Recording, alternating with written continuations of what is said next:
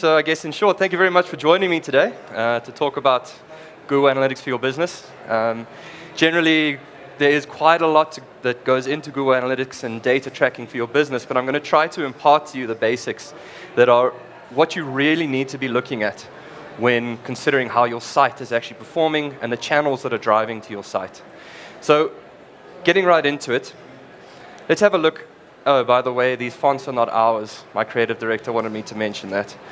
So looking at Google Analytics, it's an open source monitoring and reporting tool that allows us to see what users are doing on the site, how the site is performing, and whether we are meeting our set key performance indicators.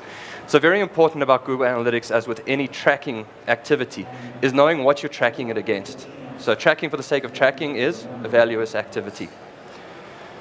How does analytics actually work? Well, analytics you install on your site, and it begins to collect visitor data. Now, visitor data can look like sessions to your site, actual users, time spent on site, activities taken, etc.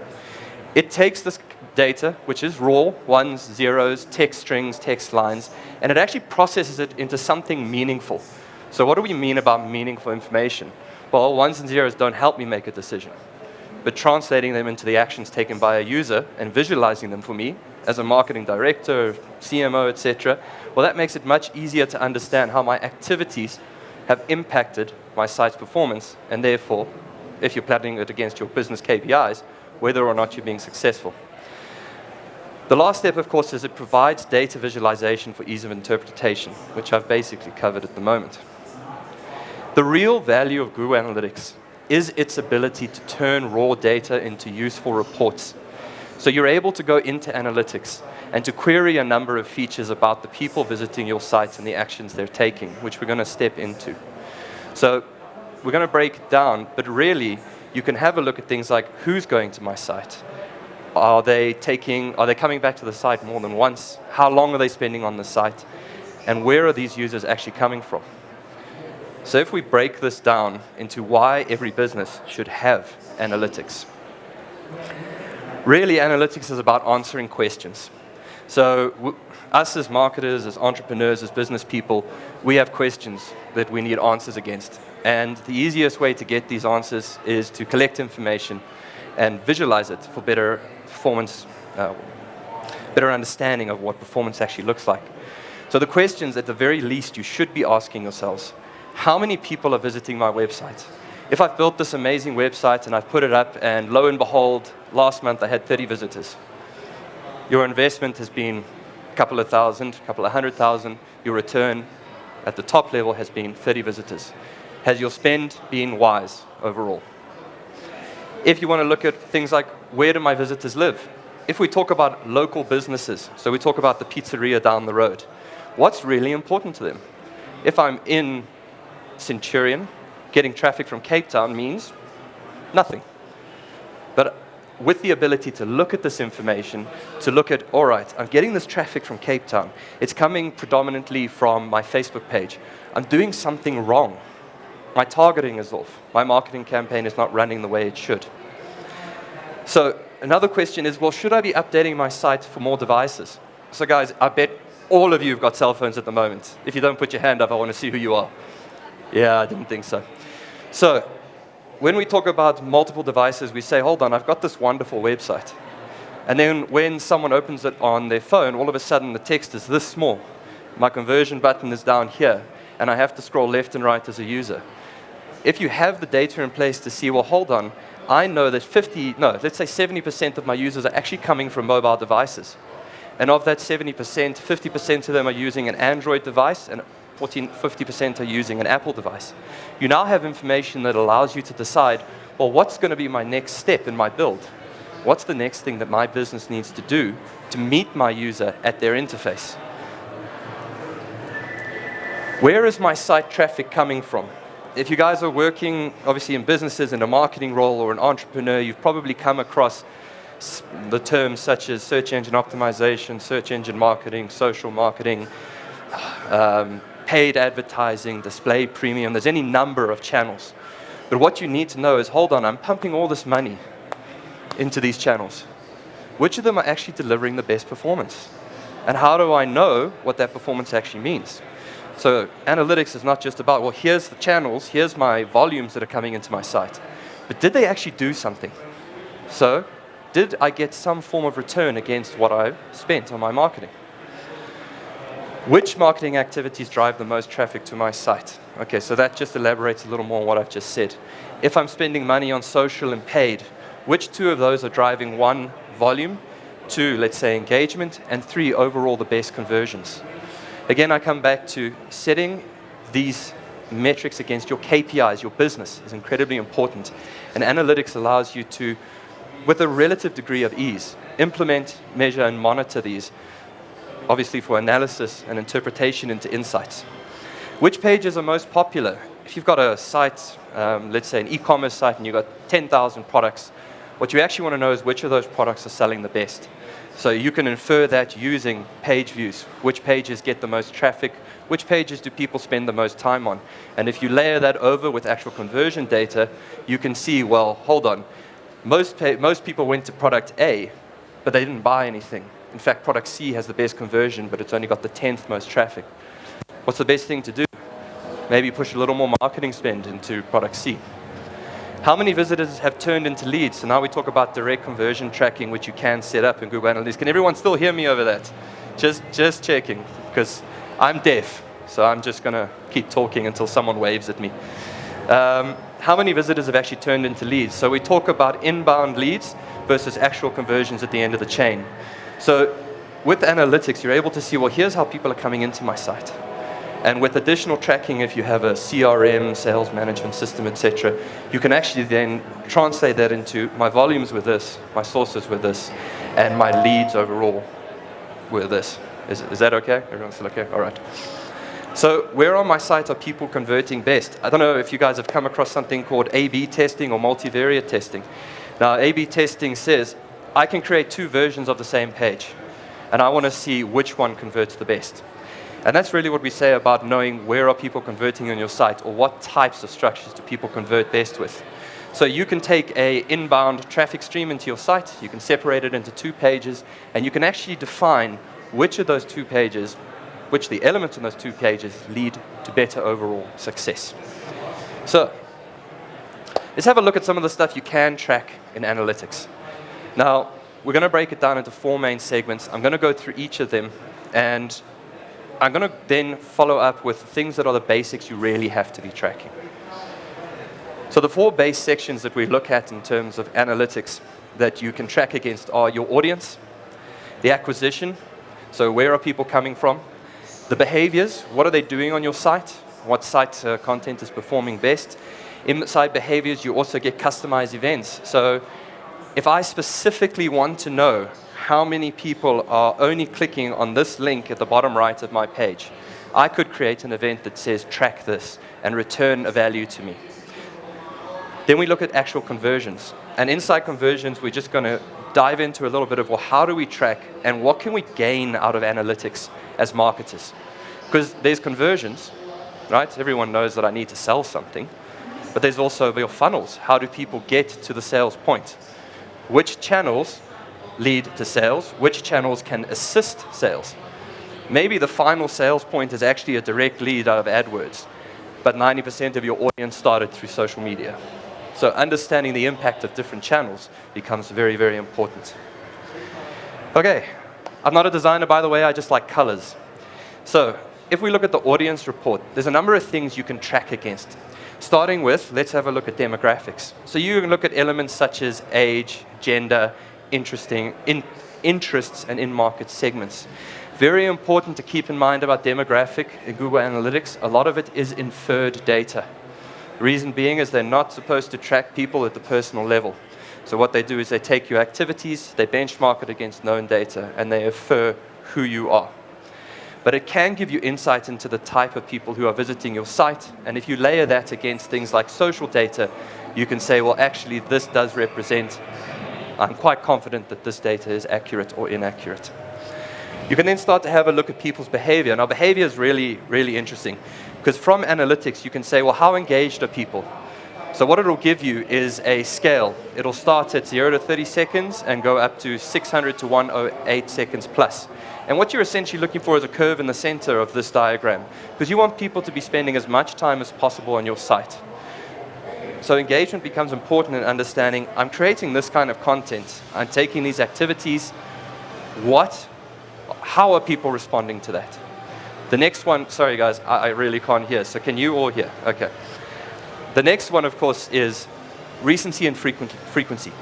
So how often do people come back, all right? And then the recency, the speed at which they return to the site. All of these infer for us a degree of engagement. They tell us if we're producing content, do they want to come back? Do they want to engage with us? And if they engage with us, what else are they taking out of it?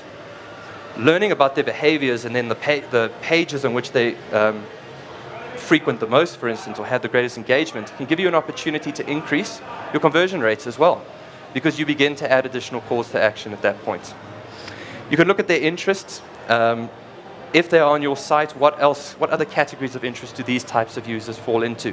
That also helps you understand, well, my users, as far as I'm concerned from my marketing strategy, are type A. These are their interest sets. But actually, the people we got back returned interests X, Y, and Z. Benchmarking is a feature inside Google where you can, as long as you've got your industry selected, go and see the type of data that they've collected within your industry and see an overarching performance and then extrapolate where you sit within that. User flow is quite interesting. I enjoy user flow. You can tell user flow to go, right, give me all traffic that came from Facebook. And then it will visually show you people who came from Facebook tended to land on these pages, they tended to drop off at this %, and they tended to follow through to this endpoint. So that becomes really useful in planning your content, because if you've got a main page that people are supposed to be landing on from Facebook, with content that you, again, I come back to money, you spent X on, but you've got a 90% drop off with very little follow through, then you've got a problem with, again, your strategy and your planning. Again, we come back to locations under geo, so you can see where the people are in the world that are coming to your site. And you can break that down from country to continent to country, all the way down to the city level, or even suburb. Now I must double check that. So you can then go, if I'm targeting people in Sandton and Pretoria, are those the people who are actually landing on my site? And if not, what's the question you ask yourselves? Why? And then you can look at the technology. So we've talked about mobile already. Now we're talking about devices. So I can go and say, all right, people who come to my site are 70% on mobile device, 80% of them are iPhone users. And I can use that to infer and extrapolate data about my market. Technology sits a little more inside, will my site work for all my users in terms of how they're accessing my site? So are they using Chrome? Are they using Interest? What's the one from Microsoft that no one ever uses anymore? Firefox, yes, I still like Firefox. Internet Explorer, thank you very much. So, are they using Internet Explorer, are they using Firefox? And then you can look at those different browsers, and we see this all the time, is there was an expectation that this great technology we implemented in a site was going to be really well taken up by users, but it doesn't work at all in Internet Explorer. Problem is, 70% of all the users are on Internet Explorer. Taking that data, you can go back to your development team and say, guys, we have to make a plan here. So your audience report gives you a nice overview of the type of people who are coming to your site, and then an idea of how engaged these types of people are and what their interests, behaviors, etc. could look like, and then infer their demographics on top of that. Now, like I said, there's a ton of data you can pull out of analytics. Excuse me. Tons and tons. You can query the data, you can cross-reference it, and you can get a lot of information. But if you are running your own site or responsible for measuring a site, these are the very base metrics you need to be looking at. Sessions. How many people have actually come to my site? More importantly, if I started with X in month 1, have I grown up to month 6, or are my sessions actually not going anywhere? Then we look at users. So how many users has my site had? Keep in mind, guys, one user can have many sessions. Okay, so your sessions will be higher than your users. So you actually want to look at the difference between, I have 100 users, but how often are they actually choosing to come back to my site, which will affect your frequency. And then you want to look at new versus returning. And that very much so, again, comes down to your strategy, your planning. What's more important to you? Returning business, returning clients, or new clients? If you're a high turnover business, let's say like car sales, new clientele becomes quite important. If you're a blogging platform, returning clientele is also very important. Page views. So now I've got my sessions, I've got my users, and I've got my page views. How many pages do my visitors go to? So one session, and now I want to know, this session resulted in that many page views. Because the more content people are willing to consume on my site, the more page views per session, the better I'm actually doing. So I usually tell my clients and the people I work with, you need to be aiming for 3+ page views per session. Because otherwise you're not doing something right. So we talk about the 3-click rule, which I'm not going to get into because I don't have that much time. All right, and then we talk also about average session duration. So you can measure the time at which people spend on your site. So why is that important? Well, what have we just been through here? We've said, I have users have multiple sessions can have multiple page views. Well, how long do people actually take to go through the content on your site? So here's a bit of a catch-22 though. If people are taking 1 minute and I have low page views, very good chance that my site is not performing very well. What if my site has high page views, and I'm talking about 15, let's say 15 page views plus, and an average time of site, let's say 10 minutes. What's happening then? You can't say that's actually good. Because what if your conversion levels are low? Then what's most likely happening is you have an audience who really, really wants to convert, and they can't. So you're actually losing overall value on your site, or rather against your business objectives. So it's very much so about understanding where you sit in the environment. But there are some basics to keep in mind. Higher the page views within reason, and the higher the time, the more engaged people are with your site. And then we look at bounce rate. So we look at bounce rate as, are users willing to go onto your site? So someone lands on the site, and they look at one page and they go, oh, well, this wasn't that interesting, and they leave. So generally, the higher your bounce rate, the worse your site is performing. All right? And again, we build this all up against users, sessions, page views, average session duration.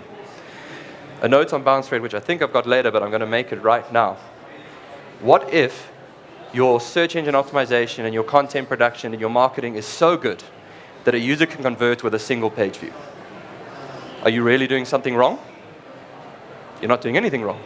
So your bounce rate needs to be taken, I don't want to say with a pinch of salt, but in the context of how you are performing, what you're doing with marketing, etc.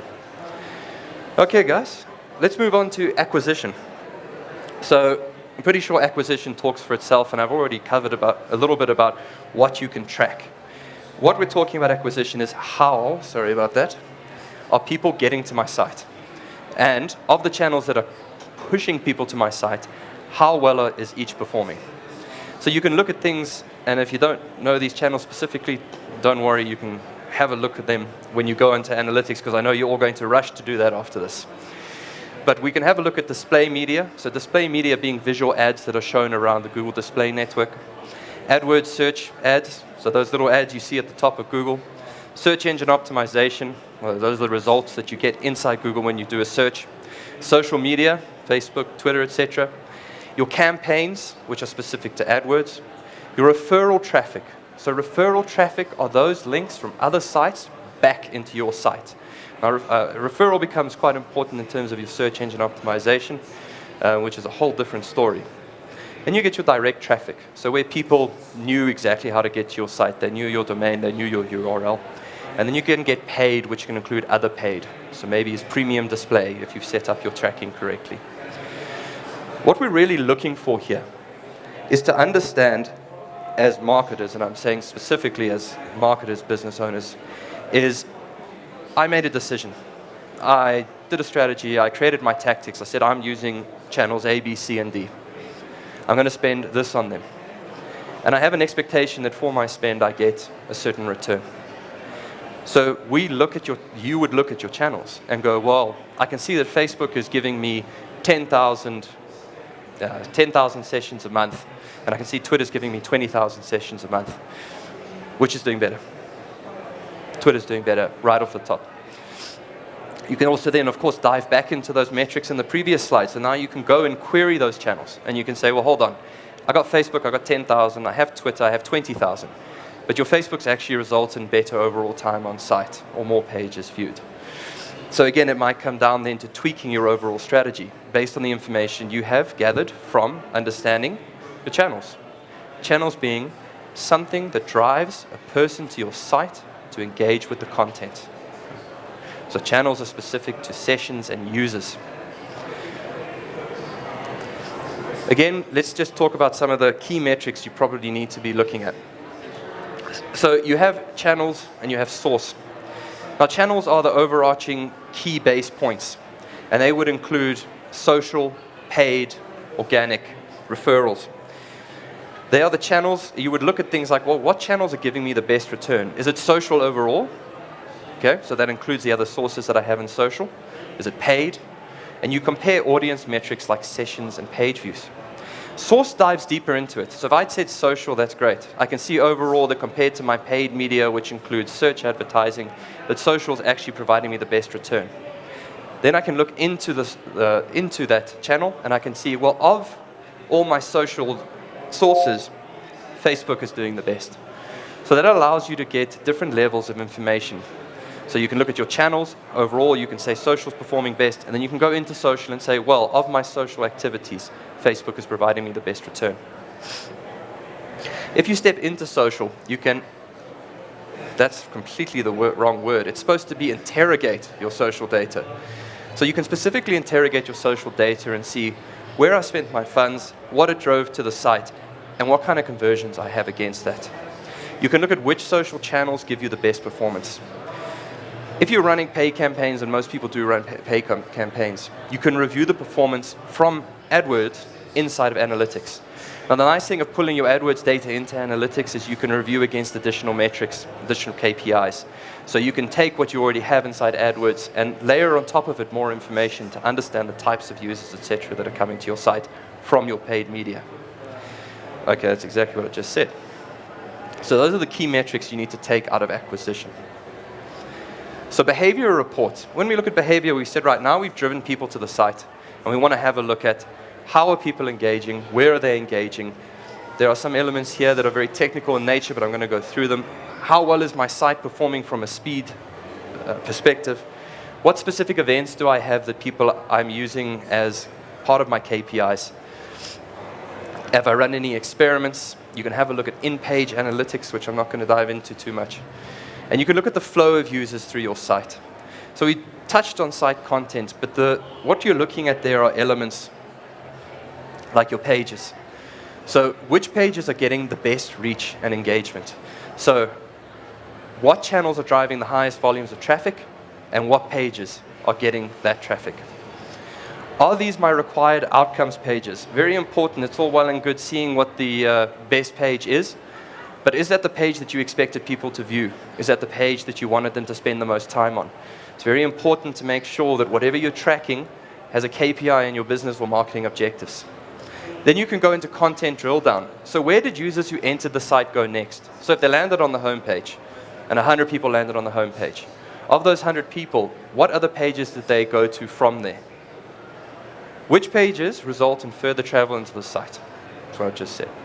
Then you can look at your landing pages. These are the pages at which people actually entered your site. So this is how they got onto your site, the first page they got to. Now this can become important, especially if you're running things like Facebook campaigns, social campaigns, because you have to drive them somewhere. So you have an expectation that if you're spending a large amount of funds to get a certain page that you need in front of people, but that's not the page that's getting the best traffic or the best response. The question, of course, you ask yourself again is, why? So Google Analytics really helps you answer the questions, why? When you see a problem and you go, but why is this happening? Events are specific conversions that you set up. So you would say, an event that's important to me is all the clicks out from my site to social media. So that was something you'd need to set up at a custom setup using Google Tag Manager or similar. But it allows you to understand or get greater, deeper insight into your market. So events, although a little more further down the line in terms of complexity, are exceptionally useful in understanding high performance, low performance, and other features that a marketer can use to understand what people are taking out of their site. Okay, goals and conversions. So one of the sections in analytics is actually going into the system and telling it, this is what's important for my business. So I set up goals. And as part of the goals, I say, great, these pages are conversion pages. So you go fill in a form, it submits, the page you hit is a thank you page. Me as the marketer, I've set up goals saying every time someone hits this page, call it a conversion. So it's a lead, it's a download, it's gated content. There is a source of value for me as the business. We also look at e-commerce. So inside Google Analytics, there's an e-commerce function. You can set up and monitor your your site from the perspective of how many sales am I generating? What products perform the best? How long does it take someone to make a purchase? We then look at attribution. Attribution becomes a little more complex because it's a modeling system. So you would say, for instance, did the last click or the first click result in conversion? Or was it a time decay conversion, for instance? But it does allow you to see at which point are people most likely to come into the site and to convert. And then you compare those. So was it the last click or the first click that actually resulted in the highest conversions? So how long does it take people, therefore, to convert? Multi-channel funnels, and I just would rather get it into here, is understanding that channels don't work alone in conversion. When you enter a site for the first time, does that necessarily mean you convert immediately? No. But you might come back via another channel later and then convert. So where do you attribute the value? It becomes really important then to understand this funnel that led to overall conversions. As I mentioned earlier, perhaps your AdWords is providing the best overall conversions, but in terms of assisted conversions, your social is really, really important. So it's really, really valuable to see the full chain in channels that lead up to actual conversions. Guys, so let's just go quickly as a summary on this. So goals. Have I defined which pages and actions represent my outcomes? Do I know what I want users to do? And can I track this? How well are these goals doing? So very important, if you create 10 goals, which of them is doing the best? Which of them has the highest value? What do you want for your business at the end of the day? And what can we do better? So having goals is really about learning. So collecting information, interpreting the data is about creating insights that can actually be actioned at the end of the day. And that really is probably one of the cornerstones of data collection. Collecting data for the sake of collecting information or collecting data is a completely pointless and valueless exercise. Using that data to draw insights, that's where you get the value. Because it gives marketers, it gives business owners something that they can action against. Because everybody wants better return on their spend. So attribution is, we've talked about it, are users converting at the first interaction or the last? And you can compare these attribution models to review the effect on performance against objectives.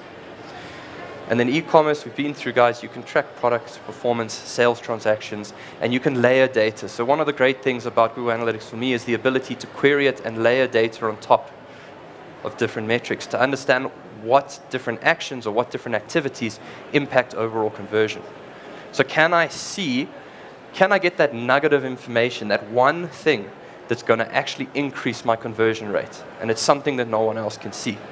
And I get that because I interrogate the data and I understand it. So how do I create a tracking plan? So now I've talked to you about the things you can track, which is, it's great. I can tell you track sessions, track users, track time on page. But how do you actually go about going, right, thank you for giving me all this wonderful information. What do I do with it now? So let's have a look. I have a little, which I probably should have included here, a little funnel that I give to my clients in terms of making decisions on digital or any decision for your business. And that really starts right at the beginning and saying, what does my business need to do to survive?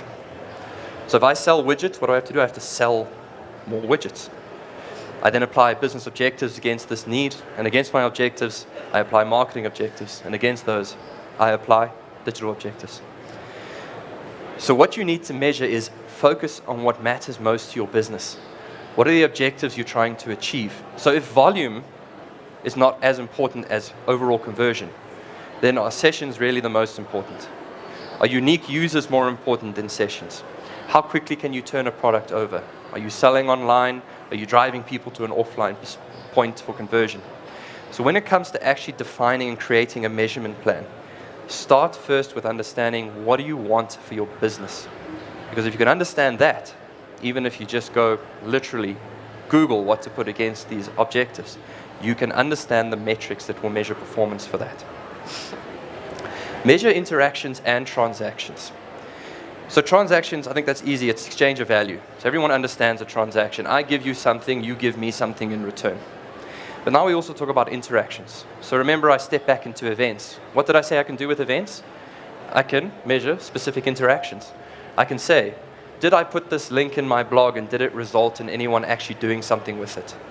Very basic interaction. I create a blog. I want it to be well shared. I put a Facebook share button on it.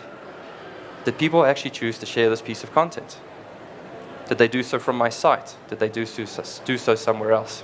So you need to measure both your interactions on your site, what people are doing on the site, and then the transactional value that you are receiving from that.